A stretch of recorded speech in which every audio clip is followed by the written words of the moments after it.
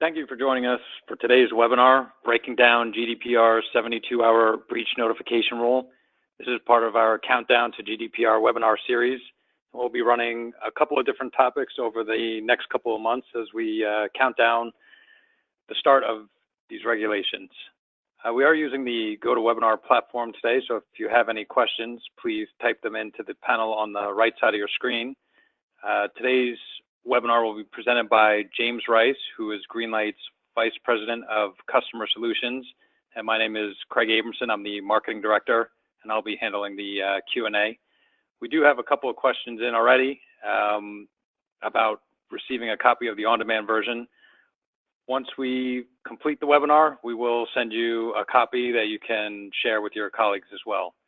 At this point, I would like to turn the webinar over to James. Great, thank you, Craig. And thank you everyone for joining. As Craig mentioned, my name is James Rice. I'm the VP of the Customer Solutions team. Our team is really responsible for working with customers, just like the ones we have here on this call today, right? We make sure that we architect, design, and deliver the right solutions to really address specific business challenges that you, our customers, are facing. I've been with Greenlight for going on about 6 years now. I've been able to work with customers globally, pretty much across every region and every major industry vertical. A bit of background information on me. Just prior to joining Greenlight, I worked at both PricewaterhouseCoopers and Accenture. I was doing security consulting and audit compliance support activities, again, prior to joining Greenlight. Well, with the housekeeping and introductions out of the way, though, let's go ahead and jump right into it. I'm going to start off with a look at the agenda and the topics that we're going to cover in our session today. I'm going to try and keep this to about 30 minutes, so we'll get you out of here in about 30 minutes time. But as Craig mentioned, please do, as we go through the presentation, add any questions that you do have, and we will address all of those at the end here. So first, let's start with what is GDPR's 72-hour notification requirement? We're going to start there, look at exactly what the new General Data Protection Regulation tells you that you have to do. Next, we're going to quickly highlight the different types of penalties and the tiers of monetary fines that can be assessed. Then we'll spend some time defining what is included in GDPR's definition of personal data. So what we'll do is we'll look at the definition of what does personal data mean for GDPR, a few special categories of data types that need to be kept in mind, and then some anonymized data exceptions that actually can help get you out of scope of GDPR. From there, we're going to see if you really have any areas that you have critical data or some security blind spots that you think you could address within your organization. We'll be looking at personal data that we just discussed and just defined. We'll see where that information resides, what systems it's in, and really how are we monitoring for that information today. Then finally, I'd like to show a quick demo and really be able to show you an actual example of how one of our customers is using Greenlight to address this GDPR topic. I'll talk really very briefly about how Greenlight's GDPR solution is, in my opinion, pretty unique within the market. Though this market is obviously quickly becoming very crowded, right, with a lot of people trying to provide silver bullets to address the regulatory issues. But really, if you ask me, in my opinion, there is no silver bullet for this. It's a very complex issue, a very important issue that we're all trying to tackle together before the May 2018 time rolls around. But I also strongly believe that compliance with GDPR, being able to check the box for compliance, really does not equal security. And it's not something that's going to secure the personal data that you're trying to protect. So I'd like to show you how you can ensure that you're not only compliant with GDPR as soon as possible, right before that deadline, but at the same time, and possibly more importantly, improve your organization's security posture and keep yourself out of the news headlines that we seem to see every day now about another data breach at yet another company. So if that sounds like what you signed up for today and what you're interested in, let's not waste any more time and let's go ahead and get started. I'll first start off with the requirement of notification of a personal data breach to the supervisory authority. Now, really simply put, the regulation states that you have exactly 72 hours to report a data breach. That means finding out what the breach is, who's been affected, how wide it's spread, how that breach happened, is it over? Is it just starting, right? A lot of information that you have to figure out in a very short time frame. Now, let's pause, right? Let's think about, what if this just happened to you? When a data breach occurs, finding out what the breach is, who's been affected, how widespread, right? All those questions that you don't necessarily have the answers for yet. And doing all of that within 72 hours, well, it's not easy, especially while it's critical, right, that you and your team are mitigating and remediating all the damage that's caused by that breach within those first couple of days. So with your customer, your employee data spread across many enterprise applications, it can really become a fire drill for your teams to try and determine how much personal information was exposed, not to mention what type of data it was, whose data it was, all so that the correct people can be notified without undue delay, right, as GDPR mandates. Now, because then comes notifying the data subjects themselves. When the personal data breach is likely to result in a high risk to the rights and freedoms of those who were affected, right? That's the specific wording in GDPR, high risk to the rights and freedom of those who are affected. You also have the same commitment to them, right? To tell them as you do the supervising authority. And just like when you notify the supervising authority, right, you have to know the nature of the data breach, the categories of personal data records. So it's not enough to know a breach occurred. You also have to know the impact of that breach and be able to communicate everything very, very quickly. Then, finally, while it's important to note that the 72-hour clock starts ticking as soon as the breach is discovered, the supervising authority, though, also has the rights to and is going to want to know that you've done everything that you can to be able to immediately discover a data breach. So, right, the wording they use, that you have all technological protections in place to have immediately discovered the breach.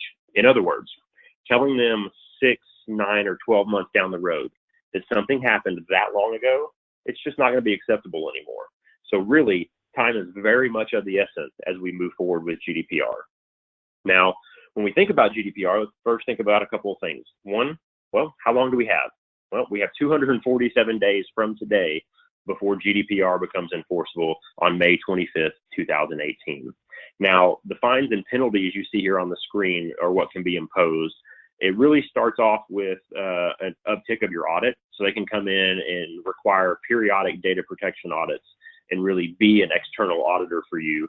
But really then as we get into the fines, it starts out at 10 million or 2% of annual revenue up to 20 million and 4% of annual revenue.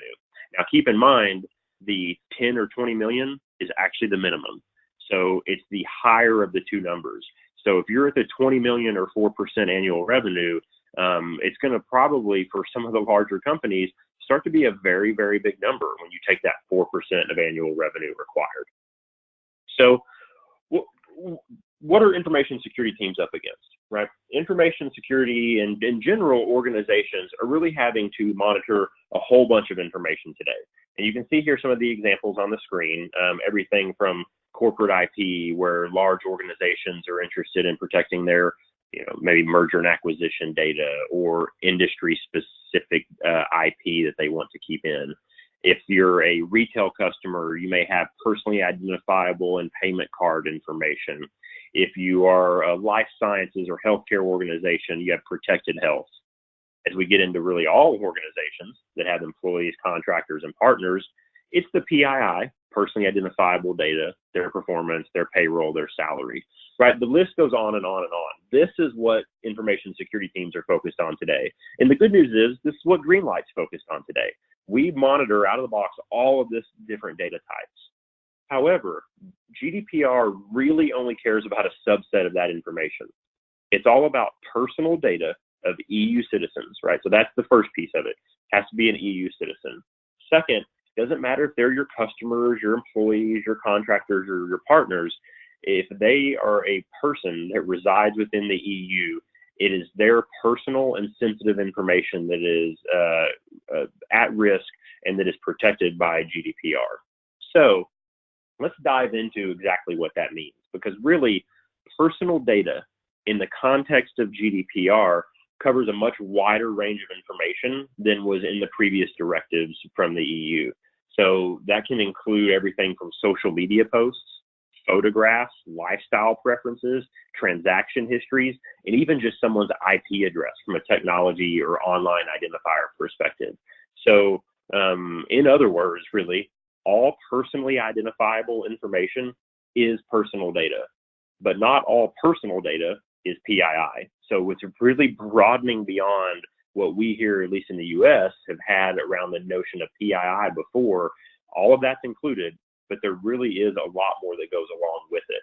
So the definition of personal data is critical because the EU data protection law only applies to personal data. Information that does not fall within that top definition is not subject to the EU data protection law. So things like the explicit inclusion of location data, online identifiers, even genetic data within that EU definition of personal data is really going to result in additional compliance obligations. So think about it this way. For anyone who does business online, the many types of cookies that exist today have actually now been classified and become part of personal data under GDPR because those cookies constitute an online identifier. So a piece of information and a piece of data that we've never really had to protect before when we thought of PII, or I shouldn't say we didn't protect, but when it wasn't thought of as part of PII before, is now something that's part of personal data. So there's an example under that personal data piece. Now, if we move down into sensitive personal data, that's really a special category of information that's subject to additional protections. In general, you require stronger grounds to be able to process sensitive personal data than you require to process, for lack of a better term, regular personal data. So for most organizations, this concept of sensitive personal has actually not changed too much. The big piece, it includes things like racial, ethnic origin, political opinions, trade union, sexual orientation, right? There's a lot of things that fall under that special category, but it's really that piece at the bottom, the genetic and biometric data, that is probably the biggest change. Now, including those data types as being explicitly categorized as sensitive personal data. And so therefore, they're subject to additional protections and restrictions. So if you're using fingerprints or any other type of biometric information or have that, realize that that comes into and has the special category denomination from GDPR. The last piece that's kind of a special category is health data. And the idea that health data should be treated as sensitive is pretty well established, right? It's reflected in laws across the EU, across other countries, places here in the US. There's all sorts of jurisdictions that pretty much put a sensitive personal data type tag on health information. However, keep in mind that GDPR substantially increases the type of data that's included in this definition. So in practical terms, you probably already treat a lot of this data, if you have it, as health data, but these amendments do make physical health, mental health, and the healthcare services that go along with them bring all of that data into GDPR monitoring requirements. So it is a pretty extensive list beyond what has typically been considered PHI or personal health information in the past. So if we consider that the bad news, right, that we're done with the stuff from the top, now the stuff at the bottom gives us at least a little bit of an exception capability. So I'll go over these pretty quickly because I think they're pretty self-explanatory, but anonymous data. It's really sets of data, right, that can be amended in such a way that no one can be identified from that data, whether directly or indirectly, by any means or by any person. No one is going to be able to determine anonymized data and who that resides back to. Now, pseudo-anonymous data, on the other hand, is data that requires a key. So without a key that allows the data to be re-identified, then you're okay. So a good example of pseudo-anonymous data would be coded clinical trials. So if you think about in a clinical trial, you probably have patient A, patient B, patient C attached to different drugs that they're getting. Well, obviously patient A doesn't mean anything, but somewhere there's a key that ties patient A back to the person that it is. So if you have a data breach and it's just that patient A information that's taken, well, then you're okay as far as GDPR is concerned. You're really looking at being able to tie patient A to the key that then ties that back to an actual person.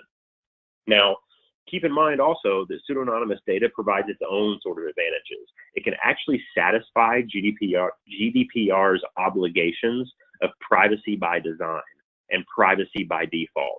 So it actually could allow you to justify processing data that would otherwise have been deemed incompatible, right, by GDPR. And incompatible would mean you're processing it or doing something with it that's outside of the purpose for which the data was originally collected. And if that was happening, well, then you're in violation of GDPR. So they actually explicitly encourage organizations to consider pseudonymous data as an actual security measure going forward. So keep that in mind. One final note, I didn't touch too much on it for data. Criminal offenses and convictions is another big piece of this that is called out by GDPR, but typically that's only processed by national authorities. So GDPR doesn't really make any type of material changes to that approach that have been set out by the previous EU directives. But if you're interested in more information or some of the breakdown of those, if that specific category applies to you, I would suggest you look at Article 10 out of GDPR, which can go into much more detail there for you. Now, let's take a look at, but since we know the data, we know all the information, the challenges that exist, well, what are we doing about it, right? And typically information security teams have a lot of tools in place. There are SIM tools in place that are looking at the infrastructure. So what are those doing? They're aggregating logs across all of our different servers to be able to tell me where security alerts are happening. Or I have device management, which may do something similar, but is really looking at authorized devices on the network. Or identity management that's looking at, are the right people accessing the right systems? Or the physical, do I have vulnerabilities on a server that need to be patched? That's, you know, a lot of the things that information security teams tend to focus on today. However, all of that data we just talked about, right? The health data, the sensitive data, the personally identifiable type information. Well, that really resides in your business applications, your ERPs, or even your off-premise cloud or SaaS systems. So what we're going to talk about and really shift from a focus perspective today is how do I take all of that GDPR relevant data and put the monitoring in place against it so that I know when bad things are happening, instead of just looking at it from an infrastructure perspective, which tends to be one of the approaches that a lot of teams are taking right now. So how do we do that? Well, first, we take a look in inventory. What do we have? Today, we have infrastructure and vulnerability scanners and intrusion detections. However, one of the things to consider is that all of those pieces are really looking at potential security issues. So if there's a vulnerability on a server, what does that tell you? It tells you that someone, if they took advantage of that vulnerability, could potentially gain access to a system and could potentially do bad things. Same thing with intrusion detection, or same thing with malware. All of these are telling you that there are alerts that things could go wrong if someone took advantage of this malware, or if someone did get past your firewall, or if someone did take advantage of that vulnerability on a server.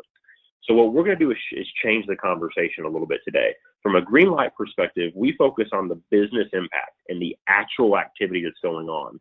So we're looking at your ERP, at your cloud or business applications, for your critical or master data, in this case, specifically that GDPR information we were just talking about. So it's your customer and your employee data around all the personal information to see who's accessed it, what activity have they performed, what transactions are occurring, so that we can put a risk and compliance lens on this, but also be able to show you the exposure and be able to show you as a breach is occurring. So that instead of finding out 6 months down the road, 9 months down the road, or heaven forbid, a year later, you're able to start seeing these anomalies on your data as they occur. So you can take action on it and not only be alerted that bad things are happening, but stop bad things that are happening. So that instead of going up to millions and millions of records that are stolen, you can take action immediately and really help reduce that damage that could occur. So with that, let me show you. Let me show you an example of what this would look like and what this actually looks like for one of our customers. So this is a case where you're able to, at the highest level, look at trending across different groups of information, PII, SPI, protected health, payment card, whatever it may be, and very quickly start to, in this case, detect anomalous behavior on your personal data. Well, I've had pretty much no alerts going on. And then all of a sudden I have a lot of alerts happening around PII and my sensitive personal information. So I can very quickly here see, and not just see here in the system, would actually be alerted on that there is a big change, a big pattern that's occurring here, so that you can start to dig into this now and see what's happening. I can see across different user groups or even different assets how these alerts are happening. In this case, it happens to be my SAP system, but it could also be my Salesforce.com online, or my Oracle or Workday, or any other application that I have that could be generating these alerts. So let's dig into one. Let's dig down a little bit further and see, okay, for these alerts and classified by data type, which is important for GDPR to be able to say, are these relevant data types? So in this case, I have national identifier. Think about that in the US as like social security number, transaction history, date of birth, email address, driver's license, right? All these different types of data that have alerts against them. So I'm able to start seeing that, hey, and number one, right, the very top piece here, I have a large number of records that are being read around national identifier. So I have 8 alerts against a very critical piece of information. So let's dig deeper. Let's click on that. And we're going to see that over the course of, well, not very long, right? Over the course of a couple of hours, we have someone who's looking at thousands and thousands of records of different users. So this could be two things. This might be, in this case, actually, it looks like part of an admin group. So this is an administrator who doesn't typically look at this type of data, that's now pulling down lots of customer data. Okay, well, that seems like a red flag. It could also be, say you have a customer service representative who typically looks at 50 to 100 customer records a day, and now all of a sudden is looking at thousands and thousands of them, right? That's outside of their behavioral patterns and is anomalous behavior again. So really the point here is you can start to see the impact of the data exposure and the breadth of that data exposure as it's occurring. And you can even go down to the lowest level of detail, because what GDPR requires is for you to be able to identify every single person who's impacted. Well, we don't necessarily want to be another solution that you have to monitor for housing that data. So what we do is we actually bring back from the source system of record that it came from.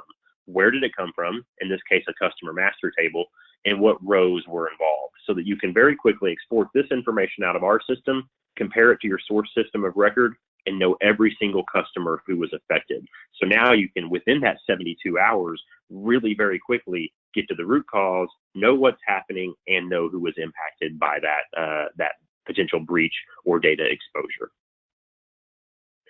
Then finally, you can also look at this at a little bit more of a macro level. So instead of looking at just individual alerts, I can start to look at the reads, the writes, the creates, the modifies, the deletes, right, on my data types that we were talking about before.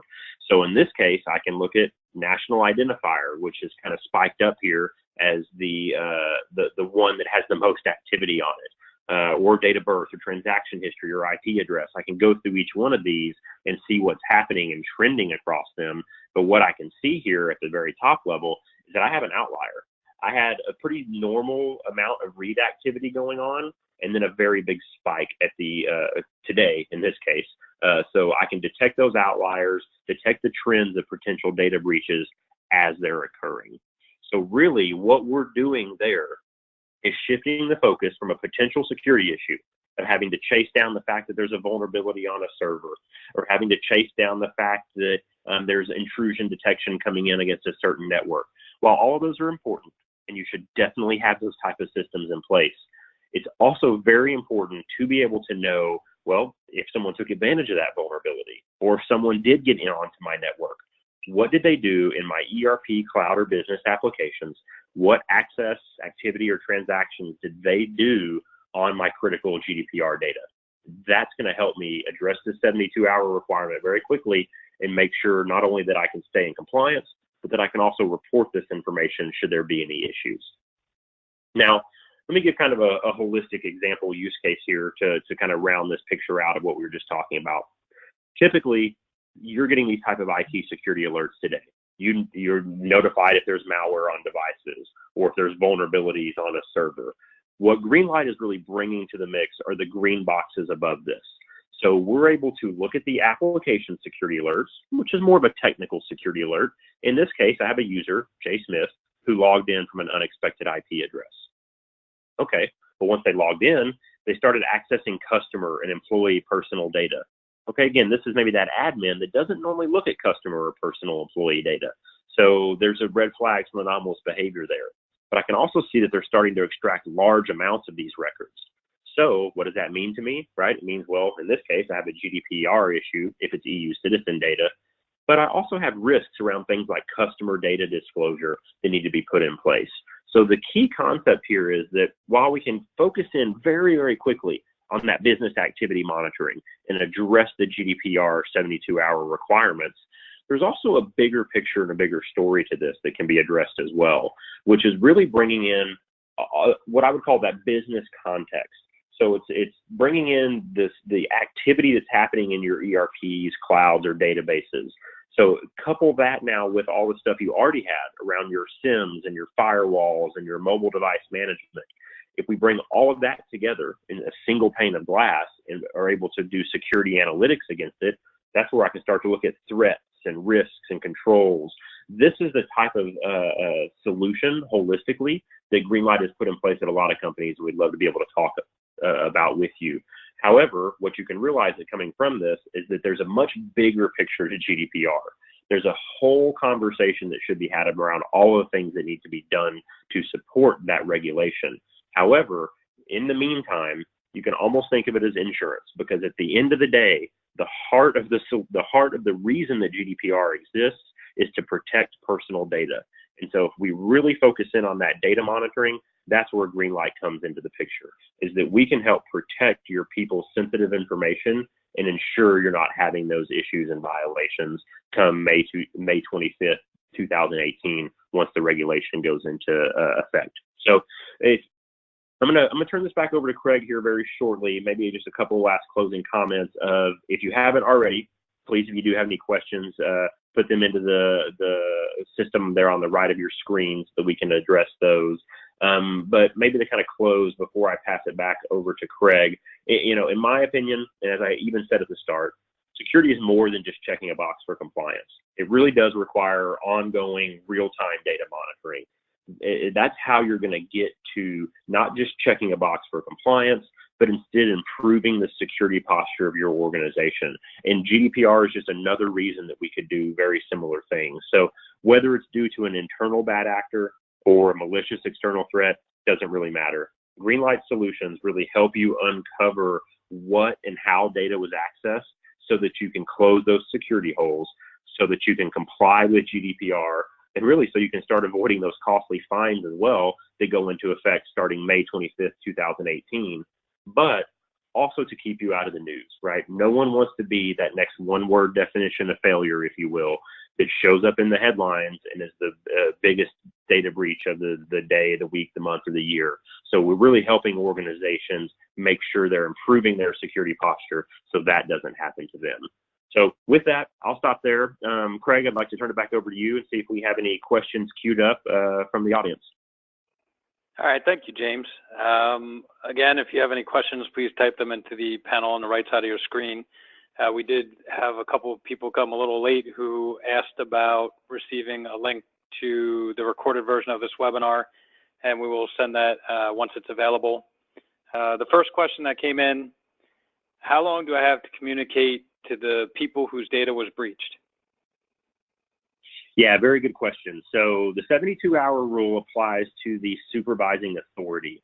The actual wording from GDPR about communicating to people whose data was breached is, quote unquote, undue delay, or without undue delay. So what that means is that you need to really do it ASAP, as soon as possible. And that's one of the things that I think is important about part of the screens that I was showing previously, is it's not just about knowing that there was a breach, it's about being able to know who all this has impacted. And by knowing who all this has impacted, this allows you to get that communication out without undue delay, as GDPR states. So really, the short answer, as soon as possible, is what GDPR requires. Okay, the next question, is there a grace period for enforcement? Well, so I would look at the next 247 days as probably being the grace period. So officially, again, it's May 25th, 2018. The supervising authority does, though, have some leeway once it does go into an enforcement, and the ability to be able to issue a formal warning or a formal written warning in case of first or non-intentional non-compliance. So depending on what happens in your situation, if there was to be a breach after that date, there is the ability for a warning, if you will, kind of a slap on the hand, but that is at the discretion of the supervising authority. So I wouldn't take it that your first offense is always going to be a warning. It's just that they do have the capability to do that. So the long and short of it is, really, people are looking at the fact that we have this lead time of about 8 months until the regulation as the grace period, if you will, but realize there are warnings, there are the fact that they might just increase your audits before they get into the fine. So there's kind of several stages or several tiers of impacts that could occur as an issue happens. Right. And no company wants to be the first one to be issued the fine, because then the issue with the media exposure is just going to be too great for a company.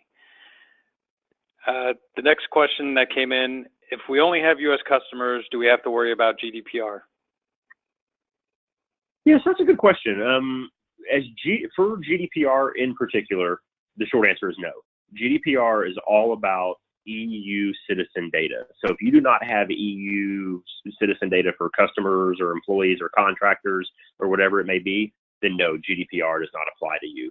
However, I would say that what we're really seeing, regardless of it being GDPR, look at the state of New York and the fact that they're looking here in the US about implementing similar type rules, or look at any other country.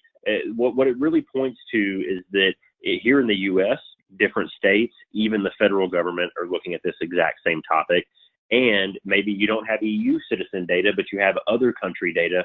A lot of countries are going to this to try and protect their citizens' information.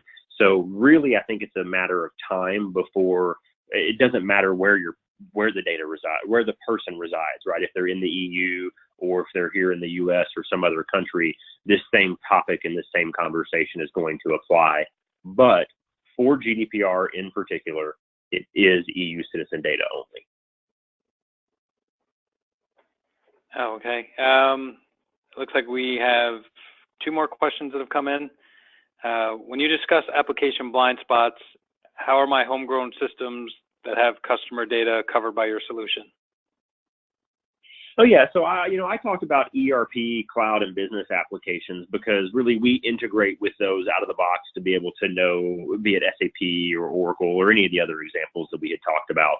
So that's integrating at the application level. For those legacy and homegrown systems, we also integrate at the technology level, meaning if they're built on a mainframe, RACF, or they have a database backend, or they're using LDAP or Active Directory, at that point, we're integrating with it at a technology level. So it's not just the application itself, it also includes the database and all the other pieces and parts of it. So we are able to support those, and we do support those for many of our customers. So really, the business application blind spots should include ERP, cloud, business apps, and your own legacy homegrown type systems. All of those are included in what we're able to support.